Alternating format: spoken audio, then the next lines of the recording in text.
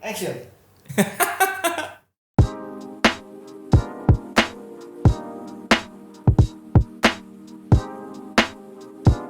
Halo semua, balik lagi bersama saya Tori Bijaksana di sini. Dan teman-teman, ada kabar baik dari Xiaomi ini. Mereka mengeluarkan 3 produk terbaru dengan nama Mi 11 series, yang adalah Mi 11 Lite, Mi 11 Pro, dan Mi 11 Ultra. Dari nama saja kita sudah bakalan tahu mana spesifikasi yang paling tinggi dari ketiganya. Jelas, Mi 11 Ultra. Mi 11 Ultra ini disematkan baterai sebesar 5000 mAh. Apakah istimewaan dari Mi 11 series ini teman-teman? Salah satunya adalah fitur kamera yang digunakan, karena mereka sangat concern banget untuk para filmmaker yang susah untuk menggunakan kamera profesional seperti ini.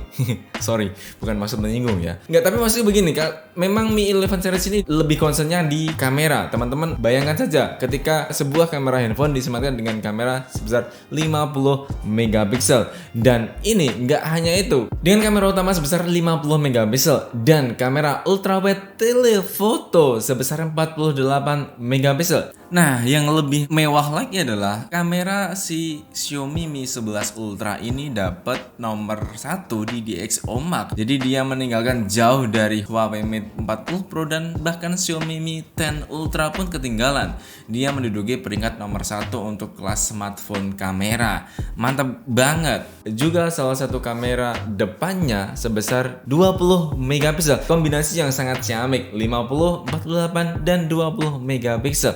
Gak hanya itu kawan-kawan, layarnya sudah AMOLED dengan layar sebesar 6,81 inch dan ditambah layar belakang yang sebesar 1,1 inch.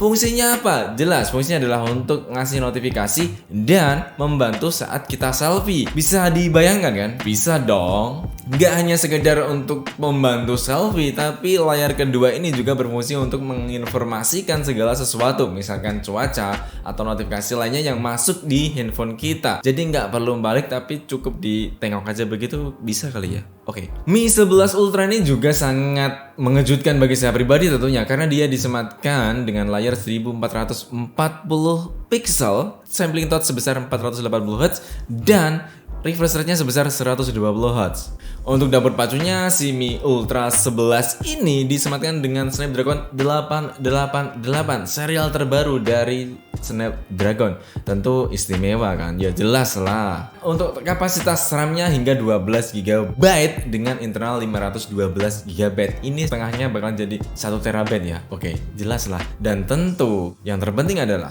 baterainya 5000 mAh disematkan kekuatan daya sebesar 67 Watt. Oke, 2 Watt lebih besar dibandingkan merek sebelah. Kalau mengenai harganya, di Cina ini dibanderol sebesar sekitar kurang lebih 13 jutaan. Tapi pertanyaannya adalah apakah ini nanti juga bakalan masuk ke Indonesia dengan harga yang mungkin 14-15 juta atau hanya mungkin 12 juta saja. Kita tunggu saja Pak Alvinse-nya mengirim pasukannya dan menarik Mi 11 Ultra ini untuk masuk ke Indonesia. Nggak hanya itu kawan-kawan, Mi 11 Lite, si serial Mi 11 series yang paling bontot ini, dia juga disematkan spesifikasi yang gila nih, karena dengan layar 6,55 inch, kamera utamanya sebesar 64 megapiksel, RAM-nya 6 dan 128 GB, juga baterai sebesar 4250 mAh. Ini adalah sebuah kombinasi untuk Mi 11 series yang sangat cukup, atau bahkan lebih dari cukup untuk saya terutama. Layarnya sudah AMOLED, prosesornya menggunakan 732G, dan tentu kualitas video yang dipakainya sudah bisa menghasilkan 4K.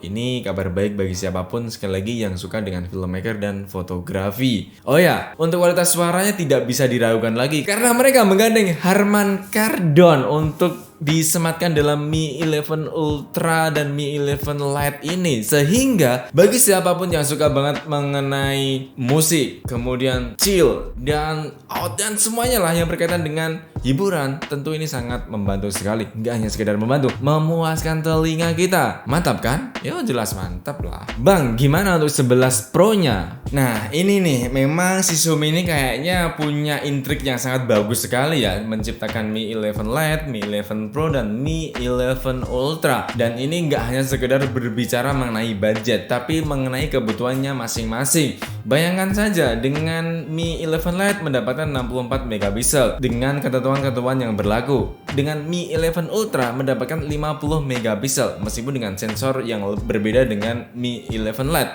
Tentu jelas. Dan sedangkan si Mi 11 Pro ini dihadirkan dengan desain lapisan kaca di belakangnya. Ini apa nggak bikin mind blown, bikin kepala meledak bagi penggemar Xiaomi tentunya. Apalagi sama-sama menggunakan refresh rate sebesar 120 Hz dan sampling touch-nya sebesar 480 Hz. Layarnya ya sekitar 6,80-an cm lah. Jadi nggak ada perbedaan yang cukup signifikan. Dan tentu sama-sama AMOLED. Nah, kabar baiknya adalah Mi 11 Pro ini sama dengan Mi 11 Ultra, terutama untuk prosesornya, yakni menggunakan Snapdragon 888.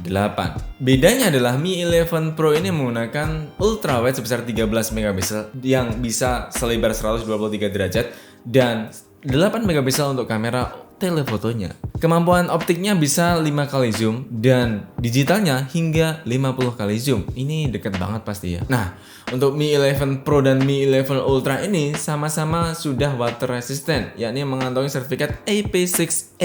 IP68, mantap juga, anti debu dan anti air tentunya. Dan salah satu kabar yang menariknya adalah keduanya sudah menggunakan kuatannya sebesar 67 watt dengan bisa dilengkapi dengan wireless charging. Jadi ini mantap. Kita tunggu saja kawan-kawan, apakah Mi 11 series ini bakalan masuk ke Indonesia atau hanya beberapa saja. Seluruhnya Mi 11 Lite, Mi 11 Pro, Mi 11 Ultra masuk semua bledeng bleng bareng-bareng mlebu kabeh nang Indonesia. Yo awake tonton wae, apakah kiranya bakalan begitu atau Pak Alvince bakalan memilah dan memilih mana saja yang bakalan masuk atau bakalan dibikin series sendiri di Indonesia.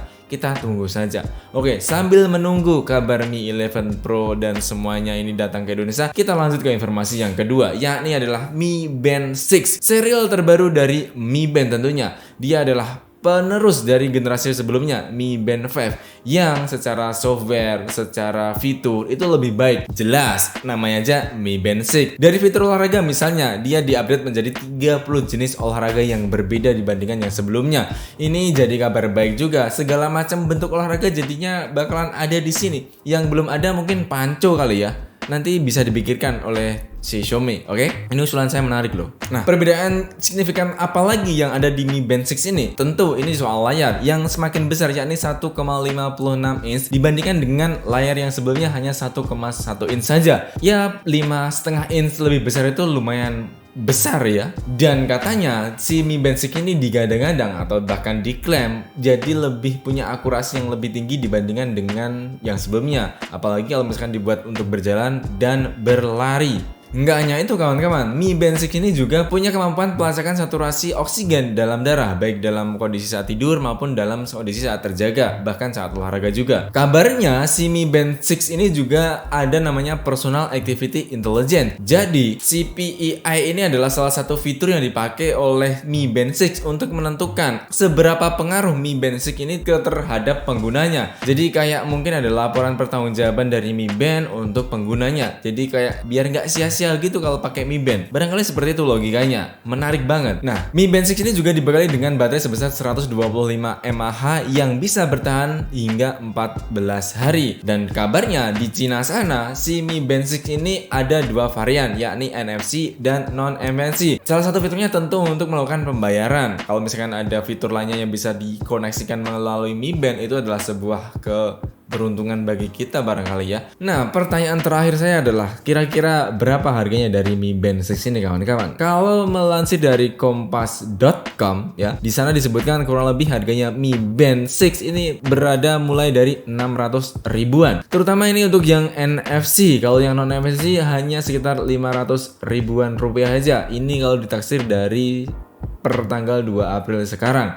Kalau misalkan ada perubahan barangkali memang namanya juga prediksi, kalau salah ya mohon maaf gitu kan. Sama juga pertanyaan terakhir adalah kira-kira si Mi Band 6 ini bakalan dibawa si Alvince ke Indonesia atau enggak, atau hanya sebagai iming-iming aja biar orang-orang kita ini pada pengen terus belinya di luar negeri lewat marketplace tentunya. Ya saya harap secara pribadi Mi Band 6 atau Mi 11 series ini bakalan hadir di Indonesia, tentu dengan harga yang ramah di kantong. Oke kawan-kawan, sekian dulu berita teknologi kali ini. Terima kasih sudah menonton. dan menyimak berita teknologi hari ini, BTS Daily tepatnya, dengan berita-berita dari Xiaomi dan utility-nya. Ada Mi 11 Pro, Mi 11 Lite, dan Mi 11 Ultra. Juga ada Mi Band 6. Kalau Mi Band 6 datang, barangkali bakal menggantikan jam tangan saya yang harga 200 ribuan ini. Oke. Sekian dulu video kali ini. Saya Tori Pijaksana. Sampai jumpa di video selanjutnya. Boom.